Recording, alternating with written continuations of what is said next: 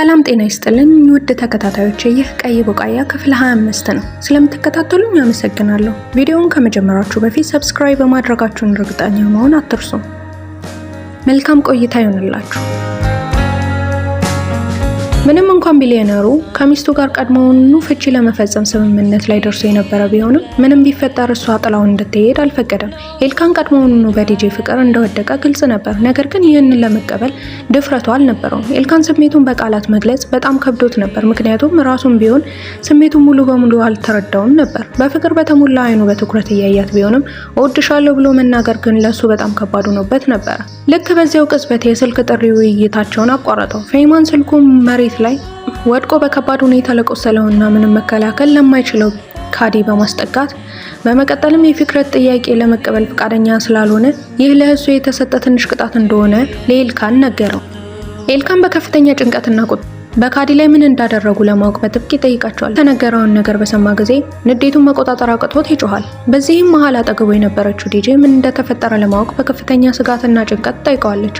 በስልኩ መስመር ማዶ ያለው ፌይማን የኤልካንን የልብ ጓደኛ ሁለት ጊዜ በጥይት መቶ እግሩ ስር እየሞተ መሆኑን ይነግረዋል። ፌይማን ይህንን እየተናገረ ባለበት ቅጽበት መሬት ላይ በከፍተኛ ስቃይ እየለመነ ወድቆ የነበረው ካዲ እግር በጭካኔ ረግጠዋል። ይህም ካዲ በከፍተኛ ህመም እንዲጮህ ያደርገዋል። ይህንን አስደንጋጭ ዜና የሰማው ኤልካን ወዲያውኑ ካዲን ለማዳን በችኮላ ለመሮጥ ሲዘጋጅ፣ ዲጄ ግን ከጀርባው በመያዝ እንዳይሄድ ተከለክለዋለች። እሱን እየተከተለችም እንደተፈጠረና የት እንደሚሄድ ለማወቅ በለቅሶና በትህትና ትለምነዋለች። ኤልካን ምንም የሚያውቀው ነገር እንደሌለ በመዋሸት ሊያታልላት ቢሞክርም ዲጄ ግን ቀድማ እውነቱን ጠርጥራ ነበር። የታላቅ ወንድሟ እቅድ ኤልካንን እንድታገባ ስለነበረ እሷን ለመጉዳት እንደሚፈልግ ሙሉ በሙሉ ተረድታለች። በዚህም ምክንያት ምን እየተካሄደ እንዳለ ባይኗ ለማየት አብራው ለመሄድ አጥብቃ ወተወተችው። ነገር ግን ኤልካን ቦታው በጣም አደገኛ መሆኑን በማመን አብራው እንድትሄድ አልፈቀደላትም። ይልቁንም በር ላይ ለነበረው የጥበቃ ሰራተኛ አሳልፎ በመስጠት ወደ ቤት ውስጥ እንዲወስዳት ካዘዘ በኋላ እሱ ፌይማንን ፍለጋ ወደ መኪና ገብቶ ብቻውን ጉዞ ቀጠለ። ዲጄ ከጠባቂው እጅ አምልጣ በመውጣት በፍጥነት ወደ መኪና ተመልሳ ገባች። ጊዜ ስለሌለው ኤልካን ሞተሩን አስነስቶ ከመንዳት ውጭ ሌላ አማራጭ አልነበረው። በሌላ በኩል ወደ መኖሪያ ቤቱ ስንመለስ ቡኪ ኤልካን ከዲጄ ጋር ፍቅር እንደያዘው አስቀድማ ተገንዝባ ነበር። በዚህም የተነሳ በከፍተኛ ጭንቀትና ጫና ውስጥ በመውደቋ ሌላ የስነ ልቦና ቀውስ ያጋጥማታል። አንገቷንም በኃይል መቦጫጨር ጀመረች። በዚህ ጊዜ ሁሉ ኤልካንና ዲጄ በመኪናው ውስጥ አብረው በመጓዝ ላይ ነበሩ። ኤልካን ዲጄን ያለ ፈቃዱ ቤት ጥላ በመውጣቷና ለእሱ ባለመታዘዟ ተቆጣ። ዲጄ ግን በቁጭትና በእልህ መለሰችለት። ፍቺ የፈለገው እሱ ራሱ እንደነበርና ታዲያ እሱን ለምን እንደገና መታዘዝ አስፈላጊ ሆኖ እንደታየው ጠየቀችው። እሷ መጀመሪያ ላይ ካዲን ለማግባት የተስማማችው ፌይማን ለቤተሰብ ክብርና ዝና ከልክ በላይ ስለሚጨነቅ ብቻ ነበር። ኤልካን ግን አሁን ካዲን ፈጽሞ ማግባት እንደማትችል ነገራት። ምክንያቱም ፌይማን እሷን አሳልፎ ለእሱ እንደማይሰጠው ያውቃል። በዚህም መሃል ዲጄ ምን ማድረግ እንዳለባት ግራ በመጋባት በከፍተኛ የሀዘንና የባዶነት ስሜት ውስጥ ሆና ፌይማን ትክክለኛ ፍላጎቱ ምን እንደሆነ እንዳላወቀች በውስጧ ስታስብ ነበር። በመጨረሻም ኤልካን ያ ተንኮለኛ ወንድሟ አሁን እሷን ኤልካንን ለማጥመድ ስለሚጠቀምባት የሚፈልገው ነገር ቢኖር ገንዘብ ብቻ እንደሆነ በቁጣ ገለጸላት። ነገር ግን ካዲ ገንዘብ ስለሌለው እንድታገባው ፈጽሞ እንደማይፈቅድላት ነገራት። በዚህ ጊዜ ዲጄ እያለቀሰች አሁን ምን ማድረግ እንዳለባቸው ጠየቀችው። ኤልካን ግን ያኑ ምሽት ካዲን እንደሚያድነው ቃል ገባላት። ከዛሬ ጀምሮ ደግሞ እሱን ብቻ ማመን እንዳለባት እንዲሁም ያለሱ ትዕዛዝ ከቪላው ለመውጣት መንቀልቀል እንደሌለባት ነገራት። ዲጄ ከፍቺው በኋላ እንዴት አሁንም ሊጠብቃት እንደሚችል ስትጠይቀው እሱ ግን መልስ መስጠት አልፈለገም። ይልቁንም ኤልካን የነዳጅ ፔዳሉን በኃይል በመርገጥ መኪናውን በፍጥነት ማሽከርከር ብቻ መረጠ። ብዙም ሳይቆይ ወደ ተባለው ቦታ ይደርሳል። ከዚያም ወደ ውስጥ ሊገባ ሲል አብራው ላለችው ዲጄ ካዲን ለማዳን ወደ ውስጥ እየገባ እንደሆነ በመናገር እሷ ግን አደጋ እንዳይደርስባት እዚያው መኪና ውስጥ በሰላም እንድትቀመጥና እንድትጠብቀው ወደ ውጭ እንዳትወጣ አጥብቆ ይለምናታል። ዲጄ ምንም እንኳን ሁኔታው ባይዋጥላትም በተባለው ነገር በግድ ትስማማለች። ሆኖም ግን ኤልካን ከመኪናው ወርዶ ከመሄዱ በፊት ዲጄ ወደ ኋላ ጎተት ታደረገችው። በመቀጠልም ከድሮ ልብሷ ላይ ያወጣችውን አንድ ክታብ ወስዳ በኮቱ ውስጥ በደንብ አሰረችለት። ኤልካን ካዲ የት እንዳለ ለማወቅ ፈልጎ በቁጣ ተሞልቶ ወደ ፍቅረት መደበቂያ ቦታ አመራ። እዚያ ሲደርስ ፍቅረት ሳሎን ውስጥ ከፌይማን ጋር በተረጋጋ ሁኔታ ቼዝ ሲጫወት አገኘው። ፌይማን ምንም እንዳልተፈጠረ ሁሉ በትዕቢት እያሾፈ ሲያፌዝበት የተመለከተው ኤልካን በከፍተኛ ብስጭትና ንዴት ተሞልቶ ወደ እነሱ በመሮጥ የቼዝ ሰሌዳውን ረገጠው። ከዚያም ቁጣውን መቆጣጠር አቅቶት ፌይማንን በቦክስ መሬት ላይ ጥሎት በኃይለኛ ንዴት ደጋግሞ ይደበድበው ጀመር። በመጨረሻም ሁኔታው እየተባባሰ ሲሄድ ፊክረት ኤልካን ለማስቆም ሲል ወደ ላይኛው ጣሪያ የጠመንጃ ማስጠንቀቂያ ተኩስ ተኮሰ። ዲጄ የተኩስ ድምጽ ስትሰማ ደነገጠች። ስለ ኤልካንም ደህንነት ክፉኛ በመስጋት እና በመጨነቅ በፍጥነት የመኪናዋን ቀበቶ ፈታ ከመኪናው ወረደች። ከዚያም ምን እየተካሄደ እንዳለ ለማዳመጥ ድምጽ ሳታሰማ ቀስ እያለች ወደ በሩ ተጠጋች።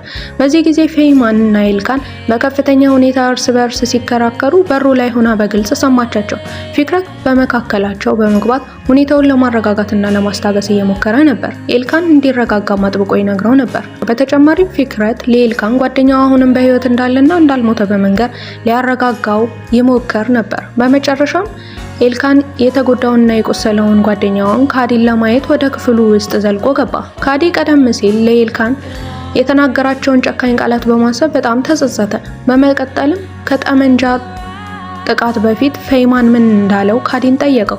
ካዲም ሲመልስ ፌይማን ዲጄ መተው አለብህ እንዳለው እሷ ለእሱ ፈጽሞ እንደማትመጥም በመግለጽ እንዳፌዘበት ነገረው። በዚህ ጊዜ ካዲ የኤልካንን አባባል ትክክል እንደነበር አመነ። ምክንያቱም እሱ ዲጄን የመጠበቅ አቅም በእርግጥ እንደሌለው ተሰምቶት ነበር። ነገር ግን ኤልካን ይህ እውነት እንዳልሆነ በመንገር አጽናናው። በመጨረሻም ኤልካን ሲያስረዳው ፌይማን አሁንም የፊክረት ታማኝ አገልጋይ ሆኖ ስለተሰለፈ ካዲ ብቻውን እነሱን ለመቋቋም የማይቻል እንደሚሆንበት ገለጸለት። ፌይማን ከታናሽ ወንድሙ ከቺዋ ጋር ስልካቸውን ጨርሰው በነበረበት ቅጽበት ዲጄ ከደጃፍ ውጭ ስትከራተት በድንገት ይመለከታል።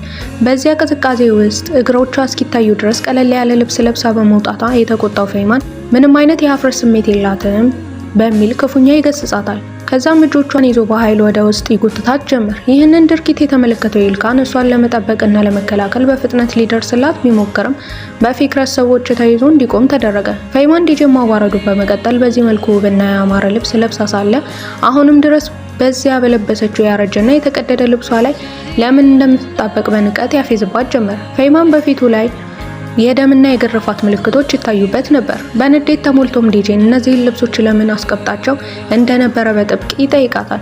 ዲጄም እያለቀሰችና በሀዘን እየተሰቃየች ልብሶቹ የእናቷ መሆናቸውን ትነግረዋለች። በዚህም መሃል ኤልካን ሁኔታው ስላሳሰበውና ዲጄ እንድትለቀቅ ስለፈለገ ፌይማን ላይ በከፍተኛ ድምጽ ይጮሃል። ነገር ግን ፌይማን ለዲጄ ልመናም ሆነ ለሌሎች ጩኸት ቦታ ሳይሰጥ በጭካኔ ልብሶቹን በቀጥታ እየነደደ ባለው ምድጃ ውስጥ ይወረውራቸዋል።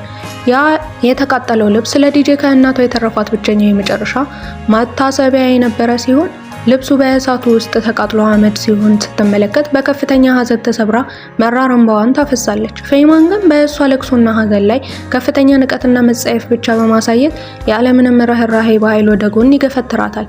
ዲጄ በታላቅ ድንጋጤ በለቅሶ በምድጃው ፊት ተንበርክካ የነበረ ሲሆን እየነደደ ካለው እሳት ውስጥ የእናቷን ልብሶች ለማውጣት በከፍተኛ ሁኔታ ትጣጣር ነበር። በዚህ ቅጽበት ኤልካን ከያዙት ጠባቂዎች ውስጥ ራሱን በኃይል በማውጣት እሷን ከሚያቃጥለው እሳት በፍጥነት ሊያተርፋት ሊጎትታት ሮጠ። በመቀጠልም የብረት ዘንግ በማንሳት የተቃጠሉ ልብሶች ትራፊዎችን ከእሳቱ ውስጥ ጎትቶ አወጣ። ከዚያም